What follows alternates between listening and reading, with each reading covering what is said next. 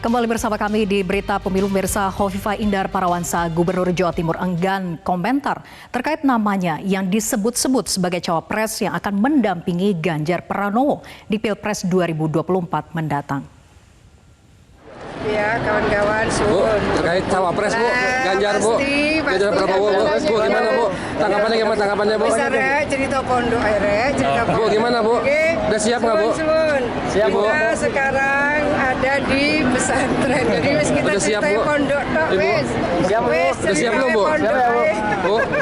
Pemirsa, PDI Perjuangan butuh waktu mempertimbangkan ulang nama-nama bakal calon wakil presiden yang akan mendampingi baca pres Ganjar Pranowo.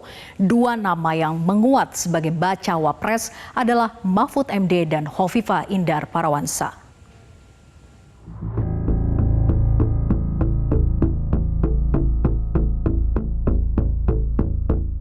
PDI Perjuangan butuh waktu mempertimbangkan ulang nama-nama bakal calon wakil presiden yang akan mendampingi baca pres Ganjar Pranowo setelah pasangan Anies Baswedan Muhaimin Iskandar menggelar deklarasi baca pres cawapres. PDI Perjuangan hingga tiba rapat kerja nasional keempat yang dimulai hari ini belum mengumumkan bacawa pres pendamping Ganjar.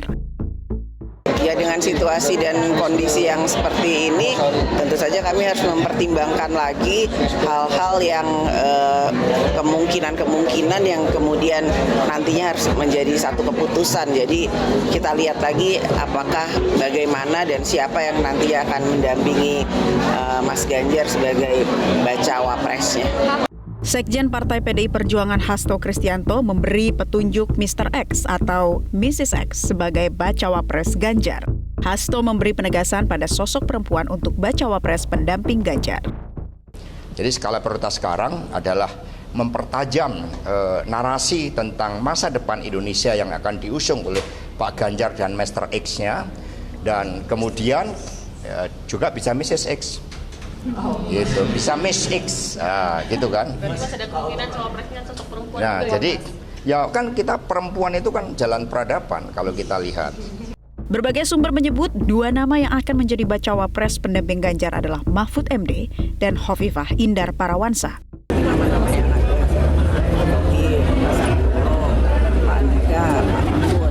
Pada pemilu 2019 lalu, nama Mahfud MD sempat menguat untuk jadi cawapres pendamping Joko Widodo.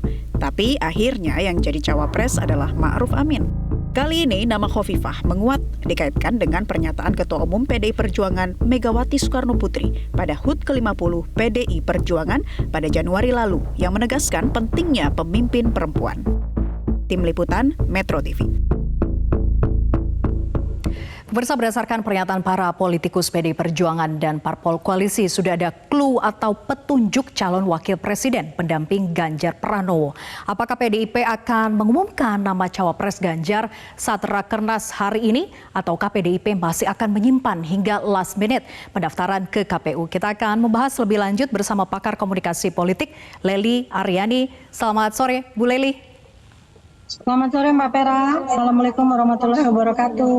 Waalaikumsalam warahmatullahi wabarakatuh. Bu Lely, menarik membahas nama cawapres Ganjar. Dari sejumlah tokoh yang santer diperbincangkan, mengapa sebetulnya lama sekali PDI Perjuangan ini umumkan cawapres pendamping Ganjar Pranowo? Menurut analisa Bu Lely, apa yang ditunggu oleh PDIP? Apakah ini bagian dari strategi untuk menunggu semua poros umumkan terlebih dahulu seperti yang terjadi pada pemilu-pemilu sebelumnya?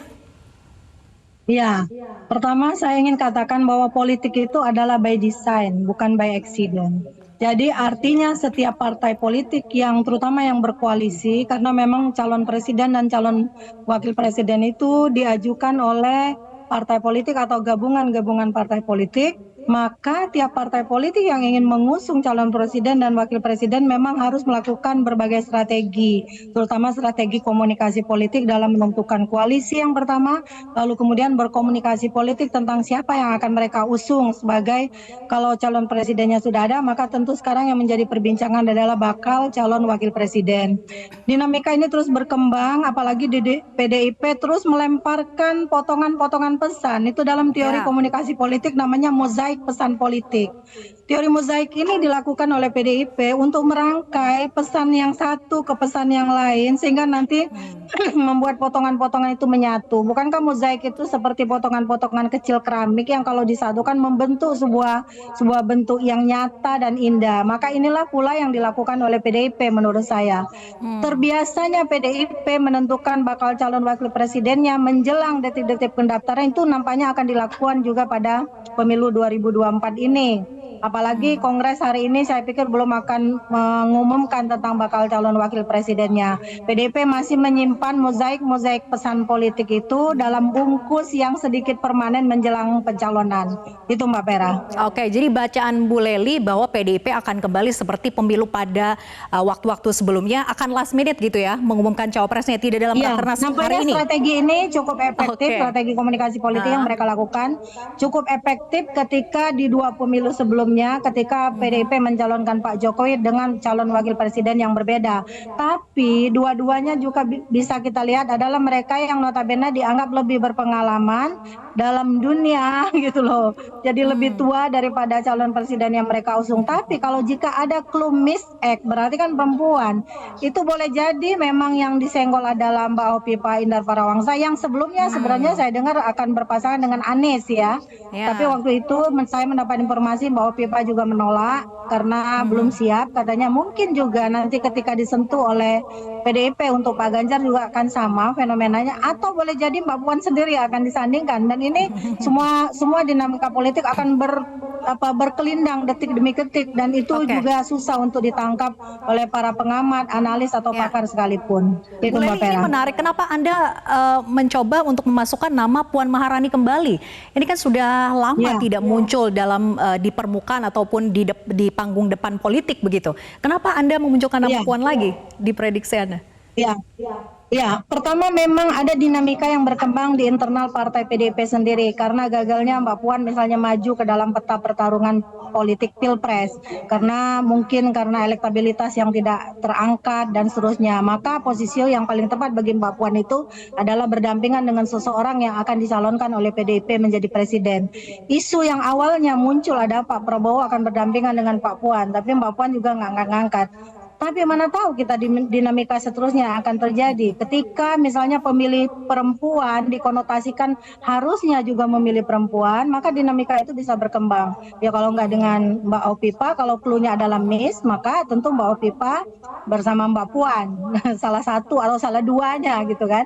Artinya dinamika ini juga berkembang atau meniru momentum yang mereka lakukan di 2024 misalnya, menampilkan sosok yang lebih tua yang tidak potensial untuk menjadi pesaing di pemilu seterusnya karena ini periode pertama di pemerintahan Ganjar seandainya dia menang, maka tentu dipertimbangkan sosok yang tidak potensial untuk menjadi pesaing di kemudian hari. Tapi seandainya Mbak Puan justru dipertimbangkan justru supaya Mbak Puan bisa belajar dulu dinamikanya seperti itu. Jadi bisa muncul di 2029. Oke, bisa muncul. Ini luar biasa analisa dari Bu Lely, di luar dari kebanyakan di Bu Lely.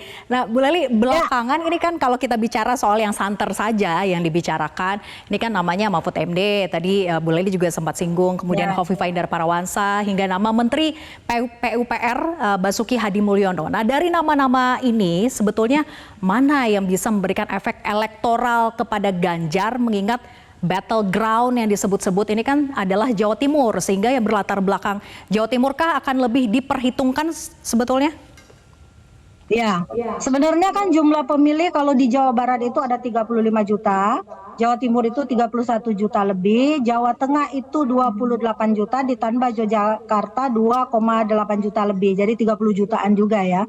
Tentu ketika dinamika elektoral yang melekat pada tubuh para calon presiden ini kecil gitu loh, belum menjanjikan untuk menang misalnya secara langsung, maka yang dipertimbangkan adalah basis dukungan yang bisa memberi sumbangan elektoral. Nah, PDIP kebetulan juga kalau dia membicarakan tentang OPA tentu berbicara tentang Jawa Timur.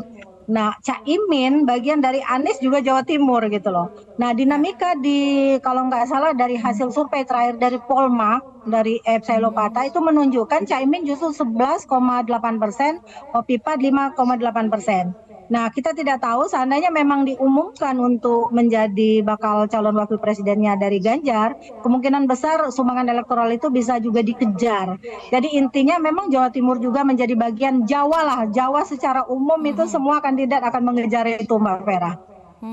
Oke, semua akan mengejar basis Jatim ini begitu ya. Tapi ada clue nih yang disampaikan. Tadi seperti yang Ibu Lely katakan bahwa ini adalah mozaik-mozaik yang bisa disatukan gitu ya. Clue-clue yang disampaikan oleh politisi dari PDIP bahwa cawapres Ganjar ini akan hadir pada Rakernas PDIP hari ini. Nah, nama-nama yang hadir hari ini sejauh ini yang kami pantau nih ya.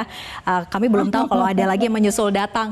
Ada Mahfud MD, kemudian juga ada Sandiaga Uno. Nah, apakah Anda membaca clue yang disampaikan ini menyangkut dua nama tersebut atau sebetulnya masih ada Mrs. X di belakang itu sebetulnya?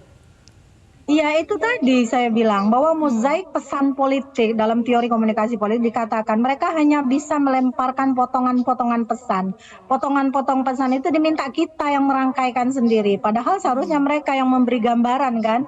Ini loh keramiknya bakal menjadi seperti ini, indahnya dipandang dan seterusnya. Tapi ini tidak. Jadi ada kontradiktif antara teori yang dijanjikan dalam berbagai pengetahuan politik, komunikasi politik terutama, dengan realitas politik yang disodorkan ke hadapan kita. Jadi kontribusi dari konstruksi realitasnya Ganjar ini akan berdampingan dengan siapa, nampaknya lebih ditentukan pada pemaparan dan pemikiran intersubjektif dari tokoh-tokoh PDIP sendiri.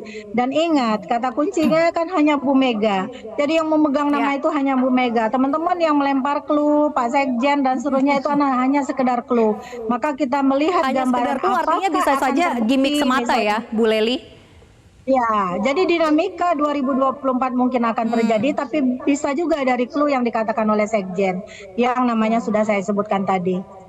Mungkin juga tidak Sandi, kalau menurut saya tidak terlalu yakin pada Sandi, tapi Prof Mahfud saya ada sedikit yakin gitu ya. Kita lihat saja nanti gitu Mbak Vera. Oke, Prof Mahfud lebih memungkinkan kalau dari bacaannya Bu Lely begitu ya. Tapi kalau melihat pernyataan dari yang terjadi di 2024, 2000 kalau yang sebelumnya. dikatakan Sekjen PDIP bahwa Bu Mega sudah mengantongi nama, jadi mungkin saja sudah dikantongi atau tadi hanya potongan-potongan mozaik yang sebetulnya gimmick aja, sebenarnya belum ada yang dikantongi. Sudah ada di kantongnya pasti, tapi mozaiknya itu ada di kantong masing-masing sekjen, tokoh-tokoh elit-elit partai PDIP terutama yang memang memiliki Ganjar ya untuk disandingkan dengan siapapun yang dalam pikiran mereka itu adalah nama-nama yang bisa memoncrengkan seorang Ganjar gitu. Baik, terima kasih Bu Lely atas analisanya dan bergabung bersama kami di Berita Pemilu. Kita tunggu bagaimana dinamika politik ke depannya. Terima kasih, selamat sore. Jelajahi cara baru mendapatkan informasi. Download Metro TV Extend sekarang.